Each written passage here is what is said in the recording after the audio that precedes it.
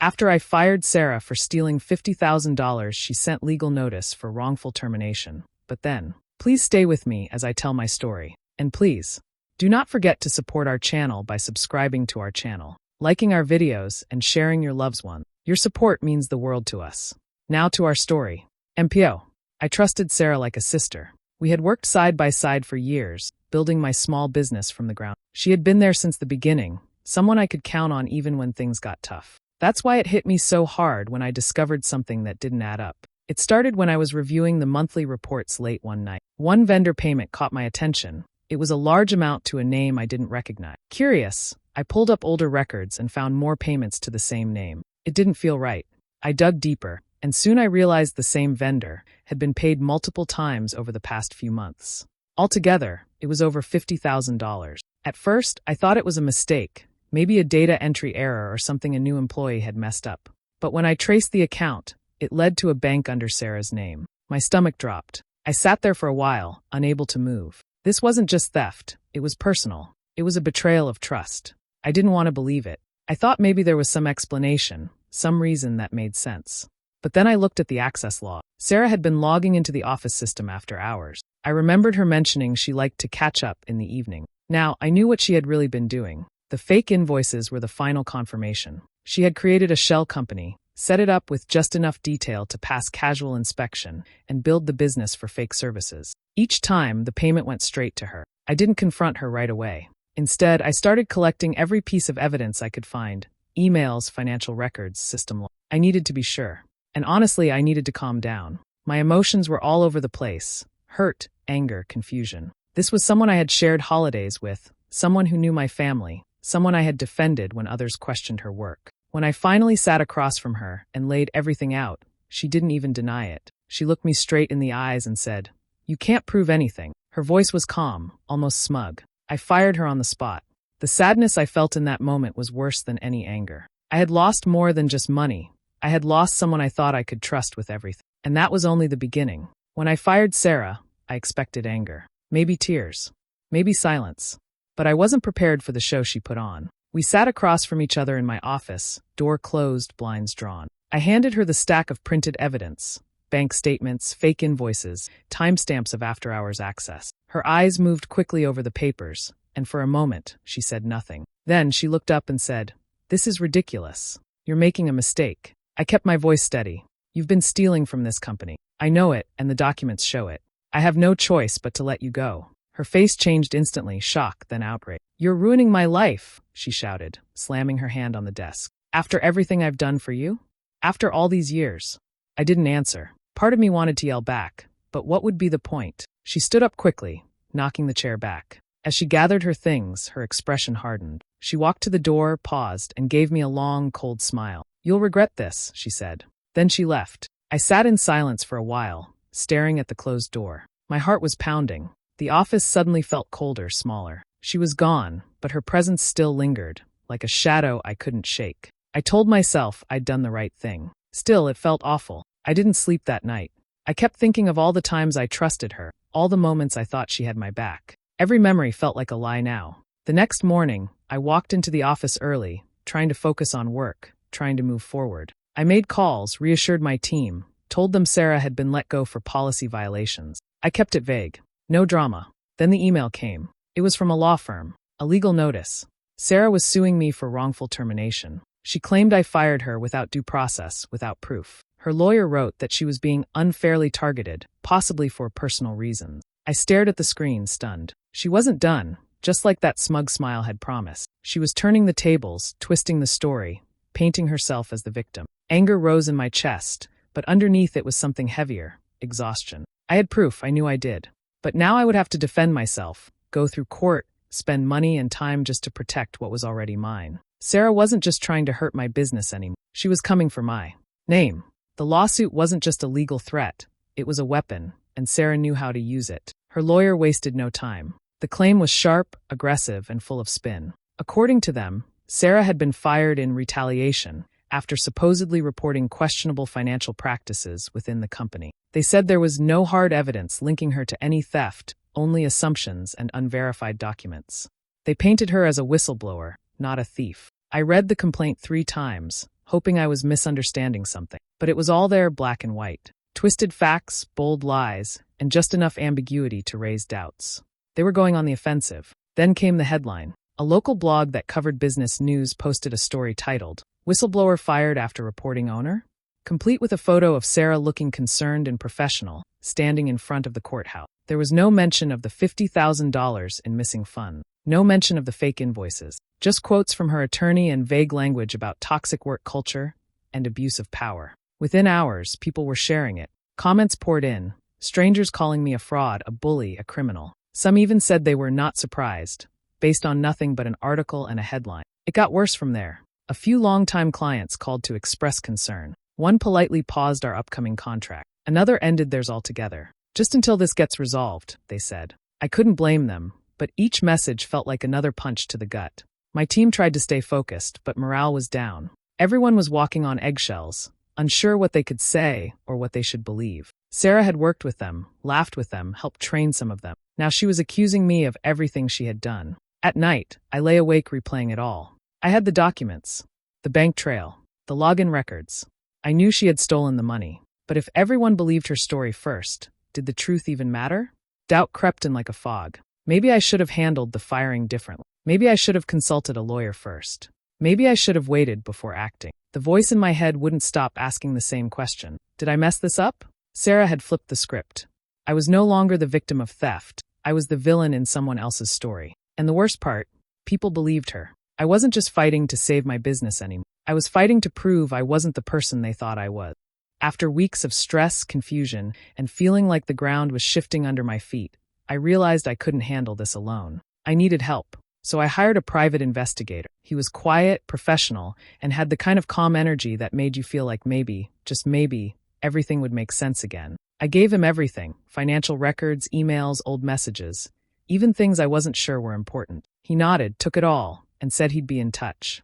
A few days later, he called. I found something, he said. His voice was steady, but I could tell there was more. Sarah created a business under a different name, filed it a year ago. That company sent the invoices to your business. The payments went directly to a private account she controlled. He sent over the documents, business registration, bank information, even screenshots of her name tied to the account. I stared at them in disbelief. It was all there, clear, intentional, not a mistake, not a misunderstanding. She'd built a fake company, just to steal from me. But it didn't stop there. The investigator kept digging. He looked into her work history, and that's when the full picture started to form. Sarah had been fired from 2 previous jobs, quietly, without much fuss. Each time, there were financial discrepancies, but nothing was ever made public. Settlements were signed. NDAs were involved. No charges, just silence. It was a pattern. She would gain trust, get access, and then bleed the business dry just slowly enough to avoid alarm. When she got caught, she'd flip the story and walk away before anyone could fully react. And now she was doing the same thing to me. Only this time, she went further. She wasn't just stealing. She was trying to destroy everything I had left. I sat there with the file in front of me, feeling sick. All this time, I had believed she was someone who'd made a bad choice. But this wasn't a one-time mistake. This was what she did. This was who she was. The betrayal cut even deeper now. She had smiled in my face, shared stories about her life, laughed at my jokes. She'd played the loyal friend while quietly setting up a trap behind my back. She wasn't just dishonest. She was calculated, skilled at making people believe her lies. And for a while, she'd fooled me completely. With the truth finally coming into focus, I stopped reacting and started planning. No more waiting. No more letting Sarah control the story. I had what I needed. I just had to put it all together. I began organizing everything. The timestamps from when Sarah logged into the system late at night. The suspicious bank transfers, all going to the same hidden account. The fake vendor invoices. I lined it all up in order, creating a timeline that showed how she'd stolen the money and when. The pattern was clear once you connected the dots. Then something unexpected happened. Sarah's ex-boyfriend reached out. He had seen the news and the growing online support for her, and it didn't sit right with him. She's lying, he said. And I have proof. He sent me screenshots of their old conversations, messages where she bragged about fooling me, called it easy money, and even joked about how she'd set up the shell company in a weekend. She'd promised him they'd move out of town once she got enough. But things ended badly between them, and now he wanted to make it right. That changed everything. The private investigator went deeper into her finance. Using public records and access through legal means, he traced purchases made shortly after the money left my business account. Designer bags, first-class flights, expensive dinners, and even a deposit on a luxury condo, all of it done under her real name. It was more than just theft. It was a lifestyle funded by lies. With all of this in hand, I found a new lawyer. Not just any lawyer, but one with a reputation for taking down frauds and liars. She was sharp, aggressive, and didn't sugarcoat anything. After reviewing everything, she smiled and said, "We're not just defending now. We're going on the offensive." We started building the countersuit, fraud, defamation, and damages to my business and reputation. My lawyer worked quickly and confidently, picking apart Sarah's claims with ease. She knew how to present the evidence in a way no one could ignore. Every message, every transaction, every false invoice became a brick in the wall of our case. And for the first time in weeks, I felt something I hadn't felt in a while: hope. This wasn't over. Sarah had started a war, thinking she'd walk away clean like she had before. But this time, the truth was louder than her lies, and we were getting ready to make sure everyone heard it. The day of the deposition finally came. Sarah walked in with the same smug expression I remembered from the day I fired her. Dressed like she was attending a business gala, she looked around the room as if she owned it. Her lawyer followed close behind, calm and confident, clearly expecting to wrap this up in their favor. At first, everything felt routine. Names were stated, procedures explained. Sarah spoke slowly, choosing her words carefully. She claimed she had no knowledge of any shell company, denied authoring any invoices, and insisted she had been targeted unfairly after raising concern. But then the questions shifted. My lawyer began asking about specific dates, when certain transfers happened, who had access to the systems when documents were created. Sarah answered quickly, almost too quickly, and that's when the cracks began to show. She claimed she was never at the office after hours, so we showed her the access log, dozens of late-night entries using her ID card. She insisted the payments to the unknown vendor were approved by others, so we showed her the email trail. Every approval came directly from her account. Then came the texts. My lawyer laid out printed copies on the table. Screenshots from Sarah's ex-boyfriend. Messages where she talked about setting up the shell company, mocking me, and laughing about the money. For the first time, her expression changed. The color drained from her face. She reached for the pages with shaking hands, eyes darting across the words. "These are fake," she mumbled. "They were recovered directly from your phone backup," the lawyer said. Sarah didn't respond. And then came the bank records. Her account, her name, her purchases, all matching the timeline of the missing money. A Chanel bag here. A luxury weekend trip there. None of it matched her salary. She stared at the documents, lips pressed together, jaw tight. The silence stretched. Her lawyer leaned in, whispered something in her ear, then cleared his throat. "We'd like to take a short break." They gathered their things and stepped out. 15 minutes passed, then 30, then an hour. They never came back. The court reporter packed up her files. My lawyer smiled, satisfied. "She's done," she said. That was her last move, and it just fell apart. I didn't celebrate. Not yet. But for the first time since this all began, I felt like the truth had finally cut through the lies. Sarah had walked in ready to win. She left without a word. After the deposition, we wasted no time. My lawyer filed a countersuit against Sarah, fraud, defamation, and damages from lost business. She didn't just steal money. She had destroyed my reputation. It was time to make her answer for all of it. Once the countersuit was filed, subpoenas went out. We asked for access to her deleted emails, messages, and cloud storage. To my relief, the court approved it. What we found next was more than I ever expected. Buried in her deleted inbox were emails between her and someone named Melissa, another ex-employee I had let go the year before. The emails were filled with mocking language and cruel jokes. One line hit me like a punch to the chest. "This idiot never saw it coming. I've got this place wired. I'll be out before she even notices the cash is gone." She had bragged about the plan, like it was a game.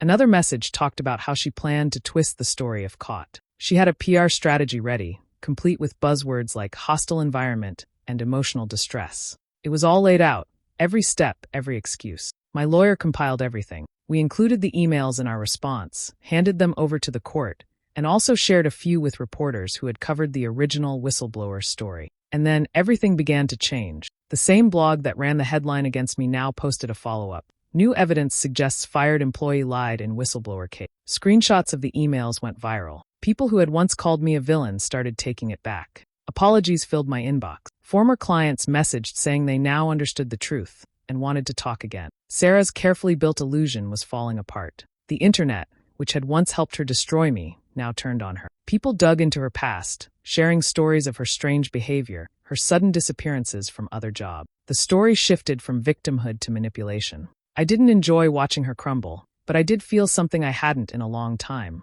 The weight on my chest began to lift. She had planned to take everything, my trust, my business, my name. But now, the spotlight was on her lies.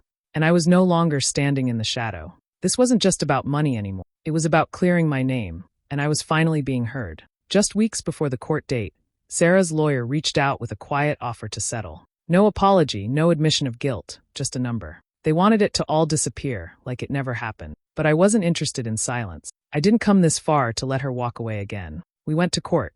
The courtroom was smaller than I imagined. It smelled like paper and floor polish. Sarah sat at her table, not quite as confident as before. Her eyes were downcast. Her usual polished look dulled. She looked tired, nervous.